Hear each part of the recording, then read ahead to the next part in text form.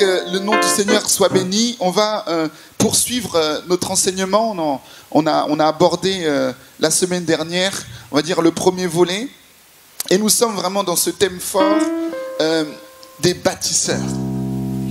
Dieu veut faire de l'Église, des membres, des croyants, des chrétiens, des bâtisseurs. Des gens formés, des gens préparés, des gens conscients de leur identité pour aller avancer dans l'aspect de bâtir. Le passage que nous allons lire cet après-midi se trouve dans le livre de Matthieu au chapitre 7. Matthieu chapitre 7 et nous sommes au verset 24. Et je vous lis la parole de Dieu. C'est pourquoi quiconque entend ces paroles que je dis et les met en pratique sera semblable à un homme prudent qui a bâti sa maison sur le roc. La pluie est tombée, les torrents sont venus, les vents ont soufflé et se sont jetés contre cette maison. Elle n'est pas tombée parce qu'elle était fondée sur le roc. Mais quiconque entend ces paroles que je dis et ne les met pas en pratique sera semblable à un homme insensé qui a bâti sa maison sur le sable. La pluie est tombée, les torrents sont venus, les vents ont soufflé et ont battu cette maison. Elle est tombée et sa ruine a été grande. Amen.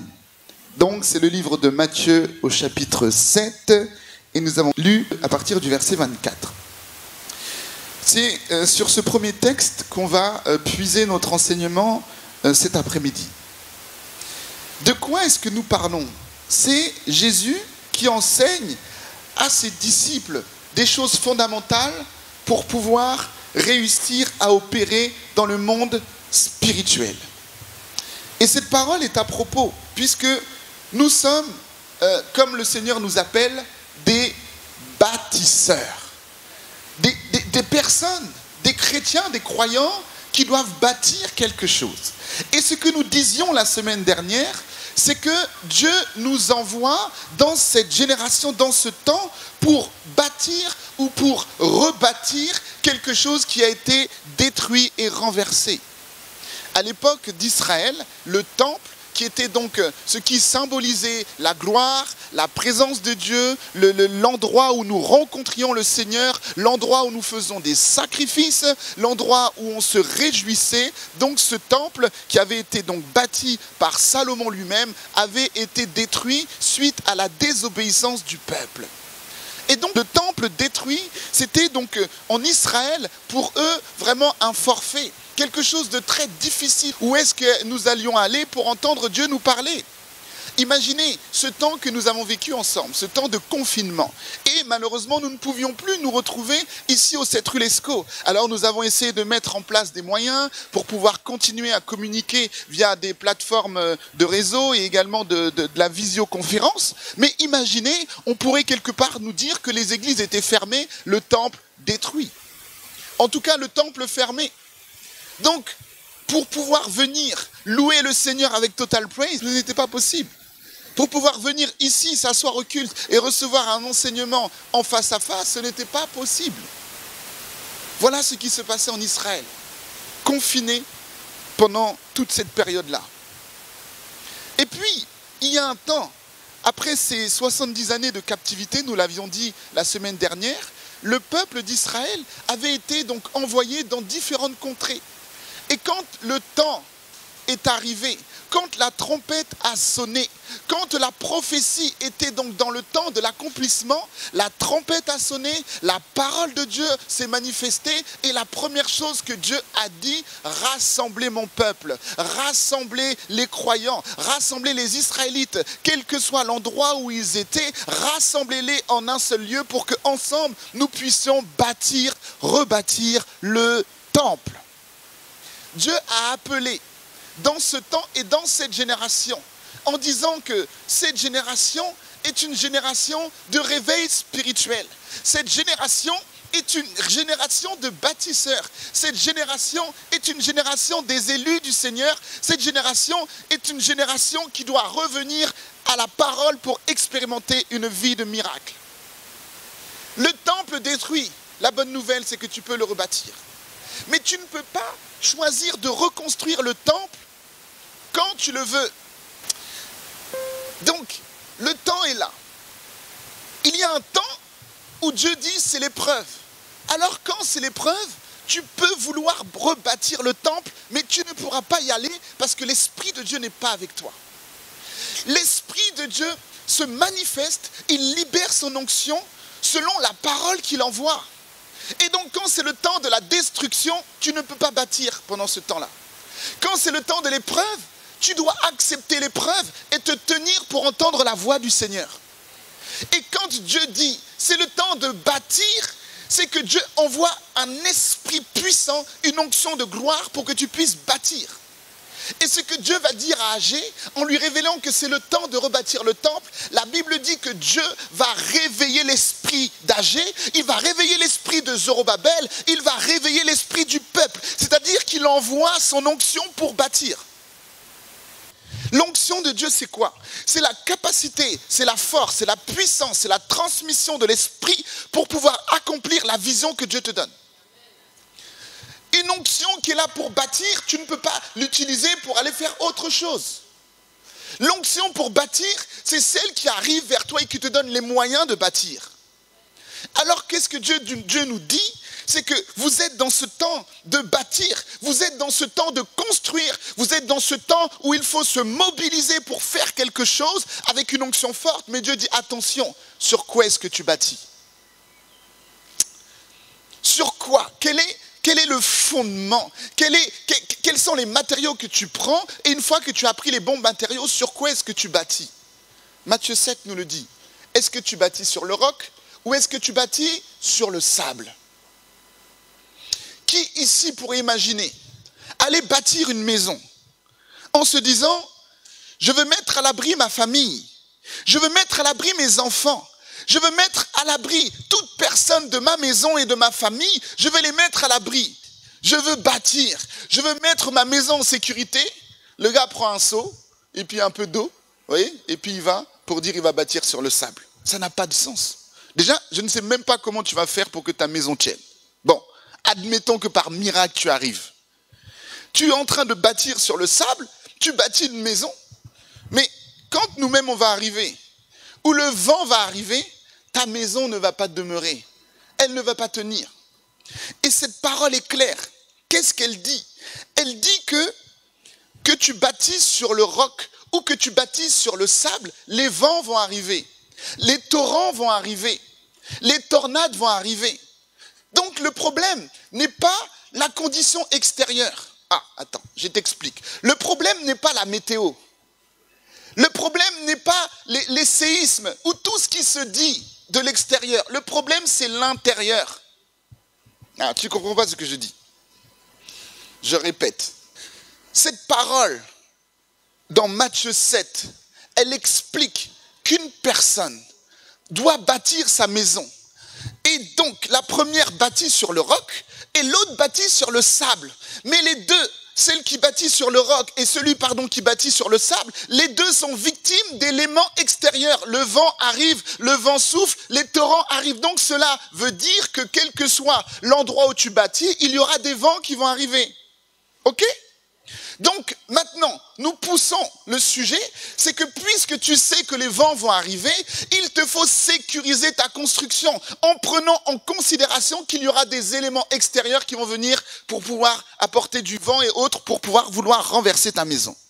Et ce qui va faire que ta maison tienne, c'est l'obéissance à la parole.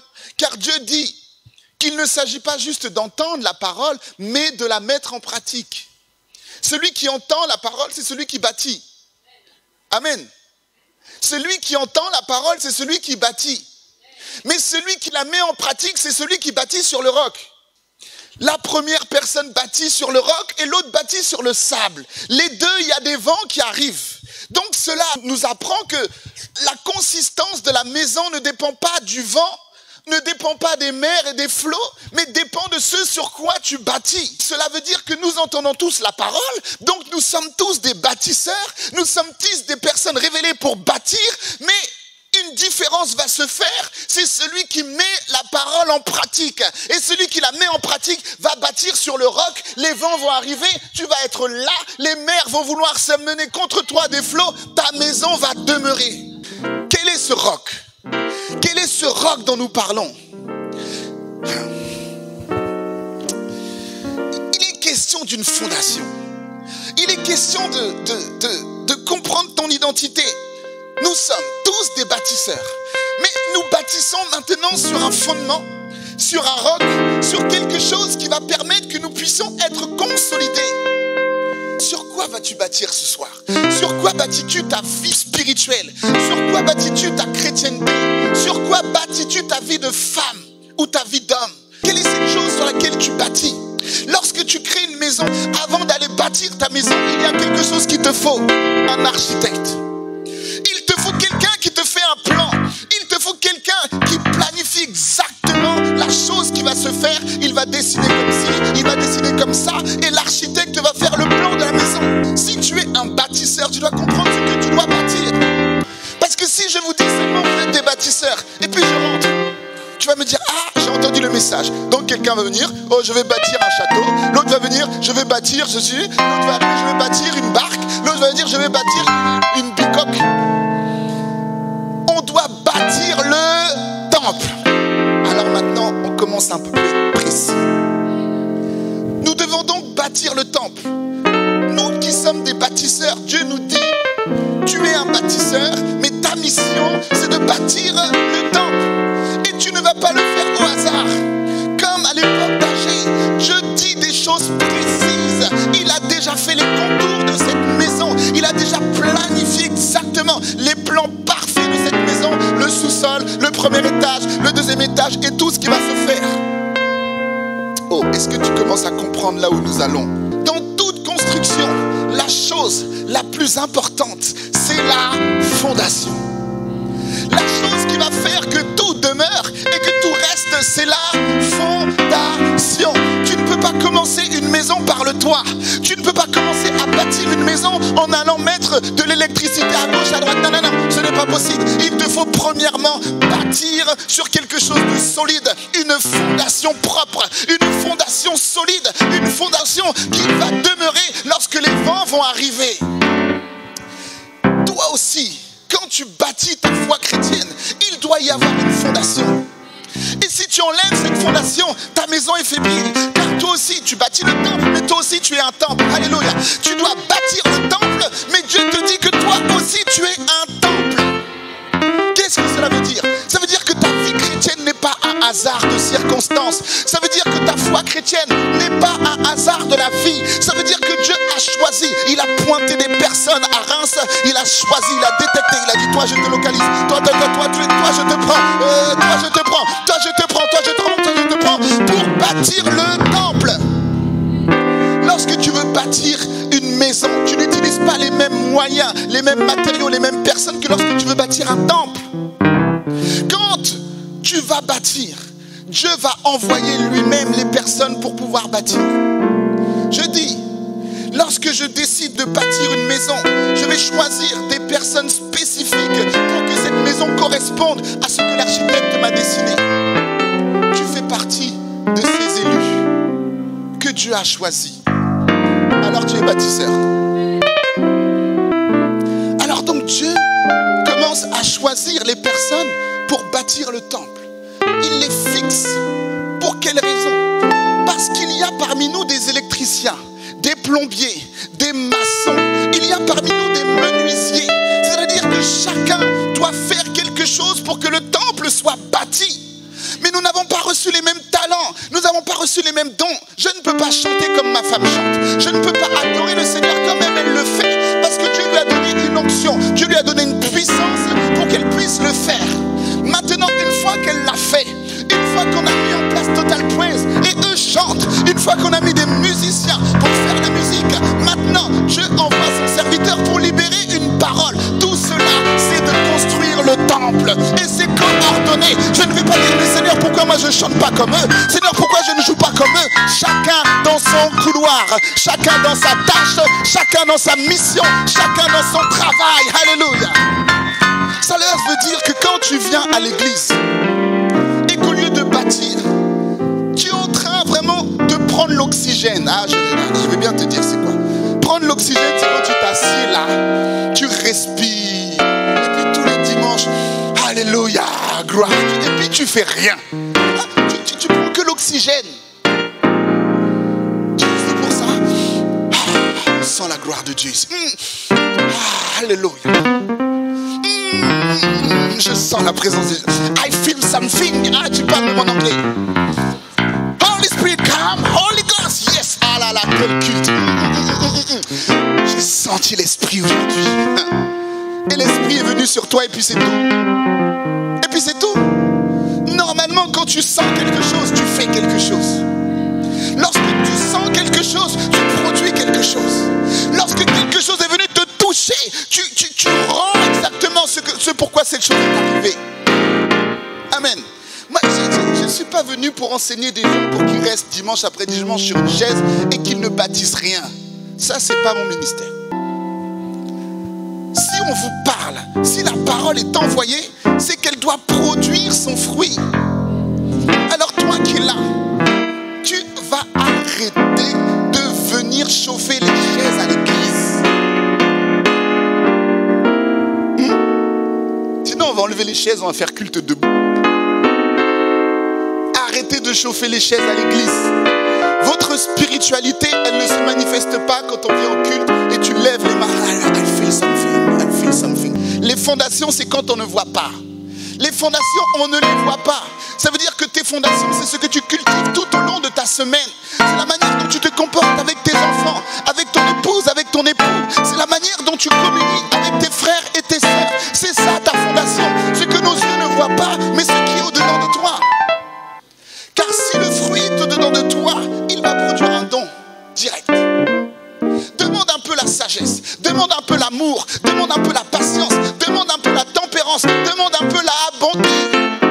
Tu veux servir le Seigneur, je t'ai parlé d'un ministère, je t'ai parlé d'un appel, prends déjà le fruit. Accepte de changer, accepte cette transformation dedans de toi, accepte d'être une autre personne, accepte que ton caractère soit façonné, accepte d'être un petit peu patient. Faut juste accepter. Bon, je ne fais pas de bâtiment, hein. Mais ce que je sais, c'est que lorsque tu veux faire que quelque chose soit solide, tu vas faire du béton. Bon, je ne suis pas expert en chantier, hein. Mais ce que je sais, c'est que tu vas mettre peut-être du sable, tu vas mettre du ciment, tu vas mettre de l'eau. En tout cas, tu vas mettre des éléments pour faire ton béton, d'accord? C'est exactement de ce dont on est en train de parler quand on parle du fruit de l'esprit, qui va te permettre de faire une bonne fondation. Dans le fruit de l'esprit, vous avez bien remarqué que ce ne sont pas les fruits de l'esprit. C'est le fruit de l'esprit avec plusieurs compartiments.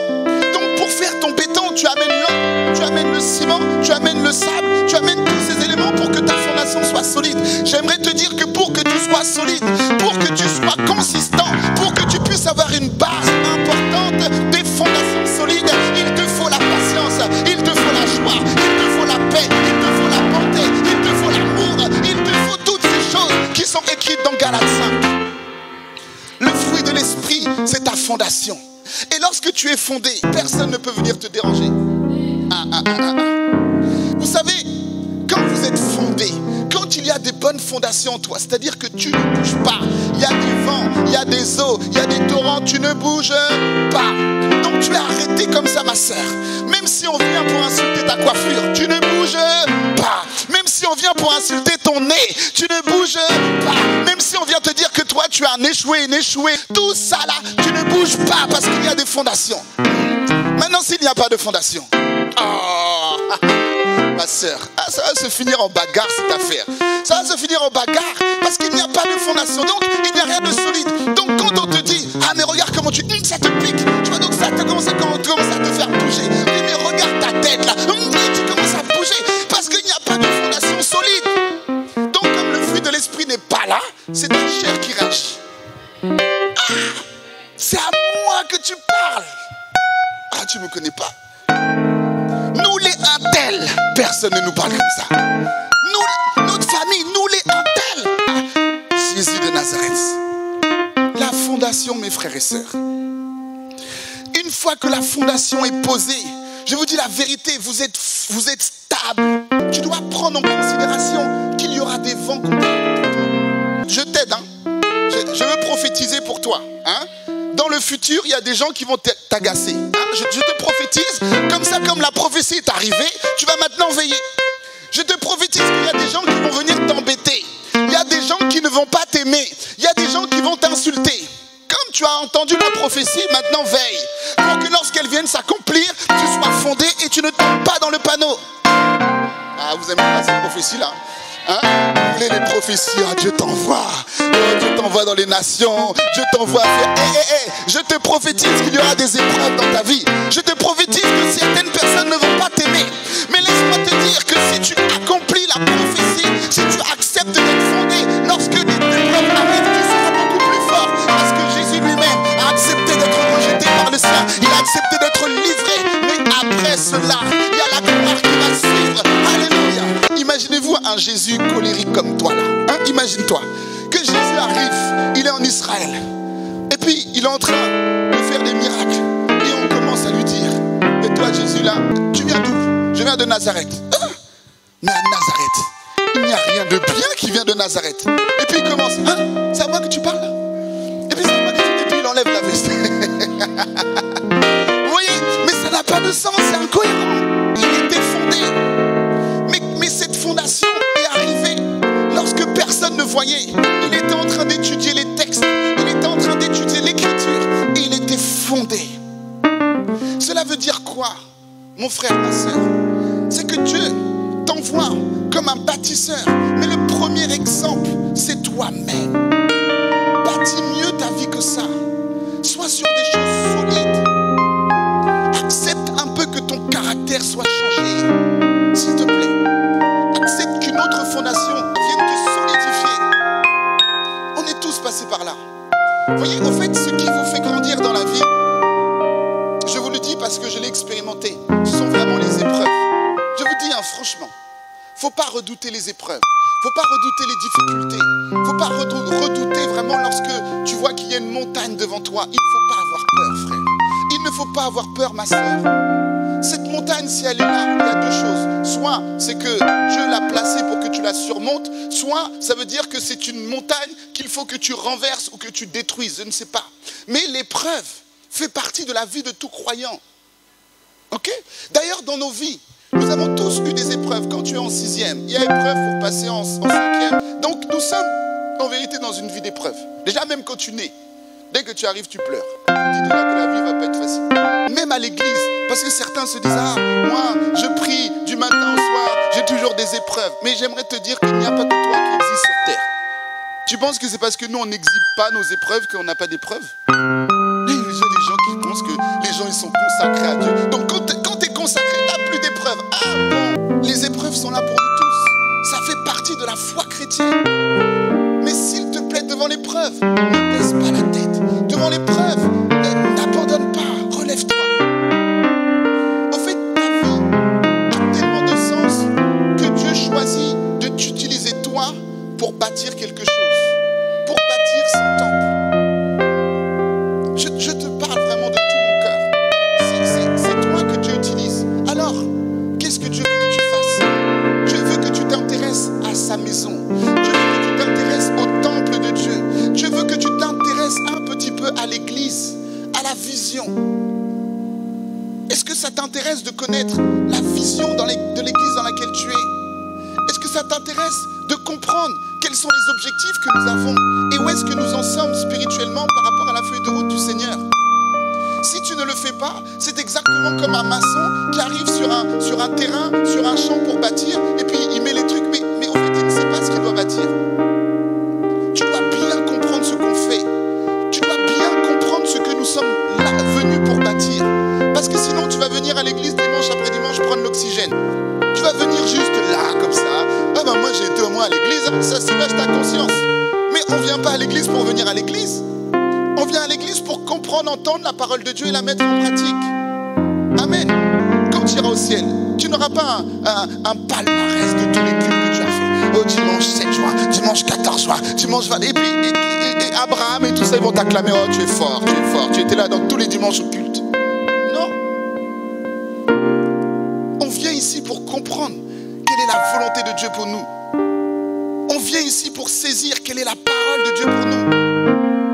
Et des fois, je vous dis, oui, ça peut blesser de voir au fait le peuple qui peut venir dimanche après dimanche, mais ne pas comprendre la parole. C'est-à-dire qu'on prêche, on enseigne, mais tu ne comprends pas. Tu ne comprends pas à telle sorte que le dimanche, tu as entendu la parole, le lundi matin, tu t'es réveillé avec la parole, le mardi, tout est fini, tout est terminé. Tu vois, mardi, quand ta collègue ou ton voisin ou ta voisine ou ta soeur ou ta maman va venir t'embêter un peu, tu vas même oublier ce que j'ai dit. Tu vas oublier que j'ai dit qu'il faut être fondé et être patient. Et c'est quand tu auras mal agi, quelque chose va arriver dans ta tête. Ah, mais je crois qu'on avait parlé de ça dimanche. Tu dois comprendre ce que nous allons faire. Pourquoi Dieu t'a amené ici?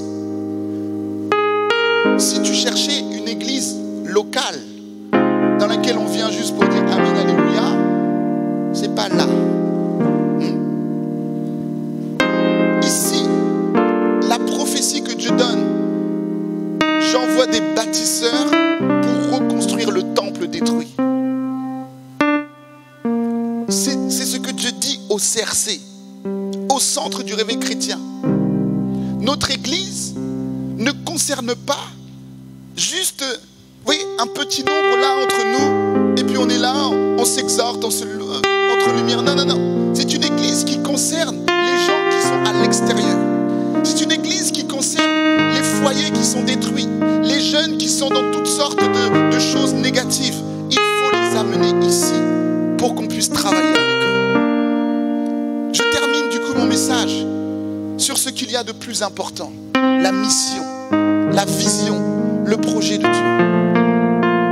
Quelle maison vas-tu bâtir si tu n'as pas en tête le plan de construction?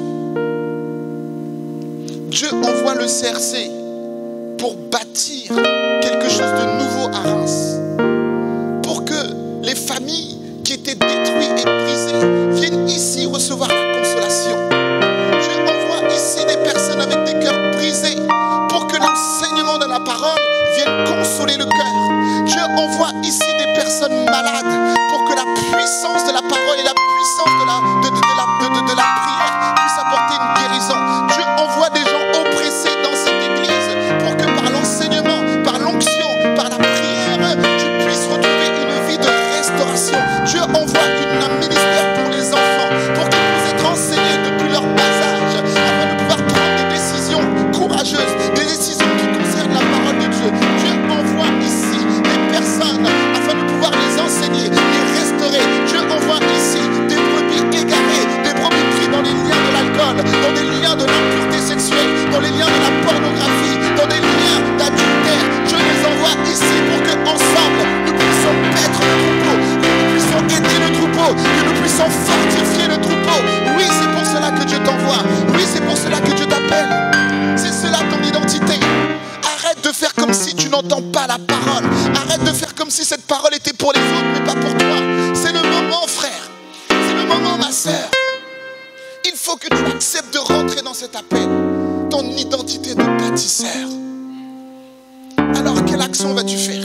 Est-ce que dimanche, on va devoir reprêcher sur le même message parce que Dieu va me dire qu'ils n'ont pas compris?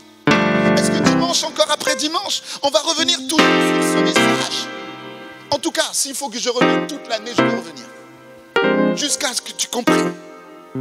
Ça veut dire quoi? Je termine par là. Ça veut dire que au moment où tu entends la parole, tu dois produire une action. Je veux vraiment te parler. Hein, écoute-moi bien, s'il te plaît. Tu as entendu la parole. Tu as compris ton identité, que tu es un bâtisseur. Si tu es un maçon, tu dois faire de la maçonnerie. Si tu es un plombier, tu dois faire de la plomberie. Je m'explique. Une fois que tu entends que tu es un bâtisseur, tu ne peux pas faire ces 7 jours qui arrivent sans bâtir quelque chose. Tu ne peux pas faire les 7 jours qui vont suivre ce dimanche dans les mêmes actions que les 7 jours derniers. Si tu as entendu la parole, donc si tu comprends que Dieu te demande de bâtir la maison, aujourd'hui on ne va pas te demander de venir prendre des briques, de venir prendre des pierres, je ne sais pas où. Dieu te dit, amène les pierres vivantes, amène les pierres qui sont oppressées, amène les pierres qui sont un peu détruites, afin que ici on puisse travailler pour que la façade soit bonne. si tu entends ce que nous sommes en train de dire, c'est que tu ne vas pas faire cette semaine sur les réseaux sociaux sans témoigner de Jésus. Ça te pique? Oui, parce que tu mets toute ta vie dans les réseaux sociaux, sauf ce que Jésus fait le dimanche. Au fait, dans ton Facebook, ou Instagram, Snapchat, tout ça, tu dis tout ce que tu fais du lundi au samedi, mais dimanche tu veux pas dire. Il y a quoi? Lundi j'ai fait ça, mardi regardez ma story, mercredi voyez ma story, jeudi ma story, vendredi ma story, samedi, et puis dimanche, tu es pas là. Comment ça se fait? Tous les jours tu as dit ce que tu fais, mais au fait, il y a quelque chose de bizarre. On ne sait pas ce que tu fais le dimanche. Et quand on va te demander, c'est bizarre, toi dans ta story, du lundi au samedi on voit tout ce que tu fais, mais le dimanche même, tu dis, ah non je dors, c'est pour ça, ah tu mens. Dis juste, j'étais au culte de gospel. J'ai entendu une louange. J'ai entendu béni soit l'Éternel. J'ai entendu louer soit l'Éternel. J'ai entendu gloire au Seigneur. J'ai entendu que j'ai une identité, je suis un bâtisseur. Alors ce que je te conseille, c'est de venir avec moi au culte de gospel. Parce que celui-là ou celle-là, quand elles veulent t'amener dans les soirées R&B ou whatever, quand elles savent qu'il faut remplir la salle, ils savent t'envoyer des messages. Ils savent t'envoyer des invitations. Mais toi, au culte de gospel de Reims, là où Dieu peut sauver les âmes, tu prends du temps à inviter les gens. Je vous dis, le semestre qui arrive, il doit être dangereux pour nous. Amen. Le semestre qui arrive, en 6 mois, on va bâtir ce qu'on n'a pas fait en 2 ans et demi. Là, en tout cas, je suis motivé pour ça. Donc, dès dimanche, on commence. Chacun d'entre nous va faire l'effort de chercher à évangéliser une personne. On se donne ça comme défi? Hein? On se donne ça comme challenge. Donc on va évangéliser tous au moins une personne. Donc tous, chacun d'entre nous, on va faire l'effort de parler de Dieu au moins à une âme. Ok? Si tu le fais, cela va nous faire comprendre que tu veux mettre en pratique la parole. Parce que lorsque tu es un bâtisseur, tu dois bâtir le ministère dans lequel Dieu t'a envoyé. Tu dois avoir dans ton cœur ce truc-là qui fait que ce fardeau est sur nous. Et moi, je m'intéresse aux membres de l'Église. Je prie pour toi, même si on ne se voit pas. Je prie pour l'Église. Je prie pour les membres. C'est-à-dire que je travaille pour bâtir cette maison que Dieu me donne. Alors toi, maintenant, tu dois avoir toi aussi cette sensibilité pour l'Église. Mais est-ce que l'Église sera nettoyée dimanche prochain? Est-ce que les membres vont venir? Est-ce que dans l'Église, on va pouvoir récolter ce qu'il faut pour pouvoir faire tous les travaux? Tu dois maintenant te sentir concerné par la tâche. Tu dois te sentir concerné par la tâche. Alors quand on te dit réunion ma nouvelle vie avec Jésus, ce n'est pas pour les autres. Sauf si toi tu es devenu archi bishop, on ne peut plus rien t'enseigner. Tu connais de Genèse à Apocalypse tous les enseignements possibles. Mais si ce n'est pas ton cas, il n'y a pas de mot d'excuse. Ah non, j'étais en train de faire mes cheveux, tu comprends? Bon, il y a quelque chose dans ma tête, je ne sais pas si je dis ou si je ne dis pas.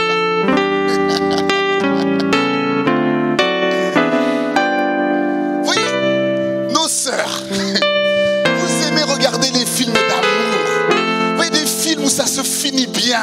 Au fait, tu vois, il y a le prince charmant qui est là. Et puis, au fait, ouais, donc il y a une intrigue qui est là. Mais il a déjà vu la belle, mais il ne va pas aller la voir tout de suite. Et tout le film se passe en série. Mais on sait déjà la fin. Tu sais qu'il va aller la voir. Ils vont se réconcilier. Ils vont se prendre dans les bras. Et puis il va avoir des bébés par la suite. Tu le sais déjà la fin. Bon, ça c'est le film. Et quand tu vois le film, tu es en train de rêver. Oh, tu te vois là dans le jardin. Tu vois avec la grande robe qui suit la traîne. Tu vois des enfants qui sont derrière, qui prennent la robe. Tu restes toujours dans les films. Tu restes toujours dans les rêves. Mais pour que ça s'accomplisse, viens écouter l'enseignement qui va faire que le bon Adam vienne reconnaître la bonne Ève. Dis-moi un bon Amen. Donc arrêtons de regarder toujours les films comme ça. Prenons véritablement la parole de Dieu pour être des bâtisseurs. Alors s'il vous plaît, vraiment de tout cœur, que ce message soit vraiment entendu de nous tous et compris pour que nous puissions bâtir. Vraiment, je vous engage. Si tu entends ce message, je te donne ce défi-là dans les 7 jours qui arrivent. Fais quelque chose que tu n'as pas fait la semaine dernière. Fais quelque quelque chose qui te met directement en route et en marche dans cet aspect de bâtir. Vous savez que, bon, au fait, moi je ne suis pas contre, et vous le savez bien, contre les réseaux sociaux. Mais ceux qui ont mis en place ces réseaux-là, à la base, ils ne les ont pas mis pour des bonnes choses. C'est-à-dire qu'il y a derrière une volonté de contrôle, il y a derrière une volonté pernicieuse d'apporter quelque chose. Mais ce que je pense, c'est qu'on peut utiliser cet outil-là pour amener des gens à la conversion. Pour quelle raison? Parce que si tu es sage et intelligent, le témoignage que tu as, si tu le donnes à l'église, il va toucher les personnes que nous sommes. Mais si tu le mets sur Facebook, ce témoignage-là, par exemple, peut aller dans les nations, il peut aller dans toutes les villes, dans des contrées reculées. Vous voyez cette évangélisation efficace? C'est quand toutes les nations, tous les peuples sont rassemblés en un. Mais on va tous travailler, on va bâtir. Je vois vraiment au centre du réveil chrétien, vraiment toutes les nationalités, vraiment toutes les couleurs. Vraiment, je veux l'arc-en-ciel. Je veux l'arc-en-ciel, c'est l'alliance. Hein? On veut tout le monde ici. Amen. On bâtit le temple avec toutes les pierres que Dieu met à notre disposition. Acclame le Seigneur pour toi. Acclame pour toi. Non, non, non. Pour toi, pour toi, pour toi, pour toi, pour toi. Alléluia. Jesus is the great